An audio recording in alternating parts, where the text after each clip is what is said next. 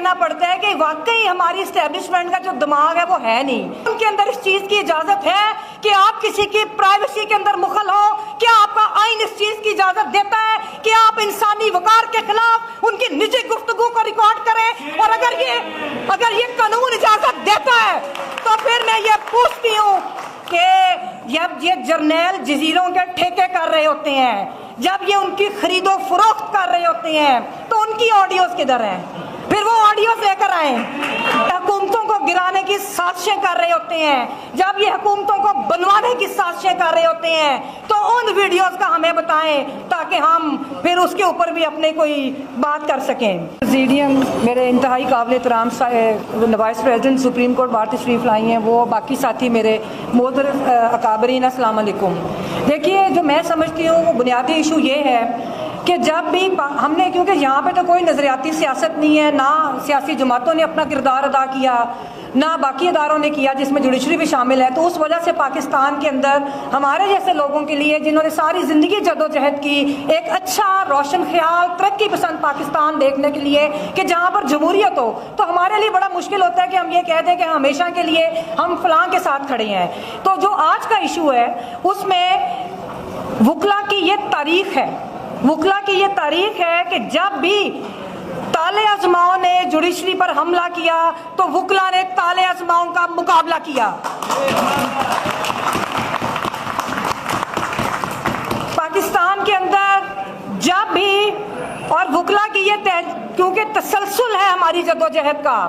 ہمیں، اور میں جوڈیشری کو بھی آج یہ پیغام دینا چاہتی ہوں کہ آپ لوگ بالکل اس چیز کے اوپر ضرور غور کیجئے گا کہ جن لوگوں کی سرپرستی کر کے آپ نے ان کو مضبوط کیا، آج وہی آپ کے گریبانوں تک پہنچے ہیں. دوسری بات یہ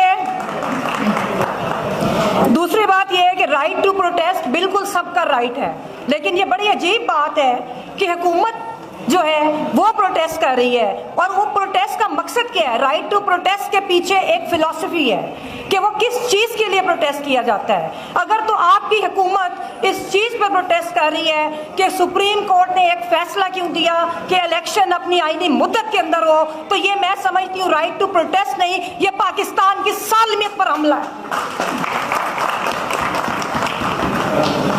آج آپ دیکھیے کہ میں اپنے جو صدر محترم ہمارے بھائی اشتیاق خان، میرے بڑے بھائی، کہ جن کی ایک آڈیو آئی،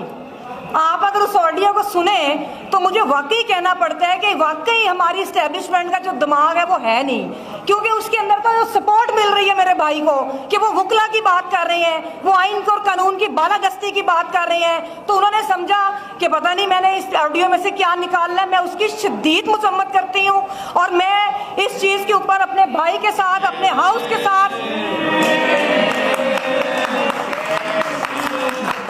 اور یہ سلسلہ ہم بند کروانے کے لیے قانونی کارروائی کریں گے. میں اپنے بھائی کے ساتھ، ہمیں عدالت میں جانا پڑا، ہم وہ پٹیشن کریں گے کہ جو قانون کیا کہتا ہے، کیا قانون کے اندر اس چیز کی اجازت ہے کہ آپ کسی کی پرائیویسی کے اندر مخل ہو؟ کیا آپ کا آئین اس چیز کی اجازت دیتا ہے کہ آپ انسانی وقار کے خلاف ان کی نجی گفتگو کو ریکارڈ کریں؟ اور اگر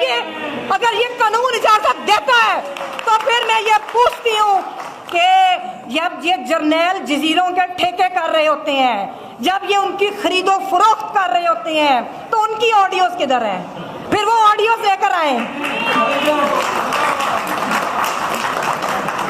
جب یہ حکومتوں کو گرانے کی سازشیں کر رہے ہوتے ہیں، جب یہ حکومتوں کو بنوانے کی سازشیں کر رہے ہوتے ہیں، تو ان ویڈیوز کا ہمیں بتائیں تاکہ ہم پھر اس کے اوپر بھی اپنے کوئی بات کر سکیں. باقی جہاں تک تعلق ہے کہ جو یہ کر رہے ہیں، مجھے تو یہ اس لیے بھی بڑا عجیب لگ رہا ہے کہ آپ اگر دیکھیں تو تقریباً 40 سال ان لوگوں نے پاکستان کے اوپر حکومت کی. یہ سپریم کورٹ کے خلاف کر رہے ہیں کہ جو ان کے اپنے نظام کی پیداوار ہے، یہ ان کی اپنی تخلیق شدہ سپریم کورٹ ہے. جب ہم وکلا کہتے تھے کہ میرٹ کے اوپر بھرتیاں ہوں، جب ہم یہ کہتے تھے، اور خاص طور پہ میں ذکر کروں گی، مجھے فخر ہے کہ میں ایک وکلا کی نمائندہ ہوں اور میں ایک نظریاتی عورت ہوں جس نے حامد خان صاحب کی سربراہی میں پروفیشنل گروپ کے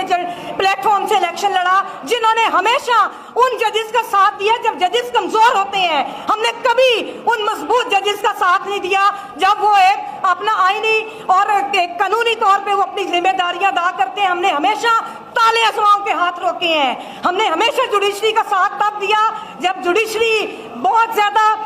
किसी क्राइसिस में होती है और उनके ऊपर आमरीत हमला करती है। तो मैं उसी तनाजुर में आप लोगों से ये कहूंगी कि हमारे जो वकला हैं, वकला तहरीक में एक दफा मौका आया कि आपकी इस्टेब्लिशमेंट कमजोर हुई, लेकिन अफसोस ये कि सियासी जमातों ने फिर उस इस्टेब्लिशमेंट को मजबूत किया। आज आप देख लें, मैं समझती हूँ कि इस इस्टेब्लिशमेंट को, इन सियासी जमातों को इस्टेब्लिशमेंट के खिलाफ इकट्ठे होकर लड़ना चाहिए, लेकिन आज ये फिर, अभी कल आपने देखा कि चार्टर ऑफ डेमोक्रेसी को 15 साल हुए थे।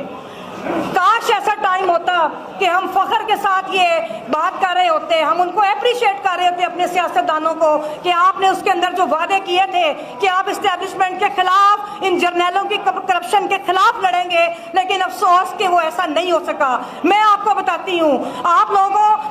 Hamood Rahman commission report,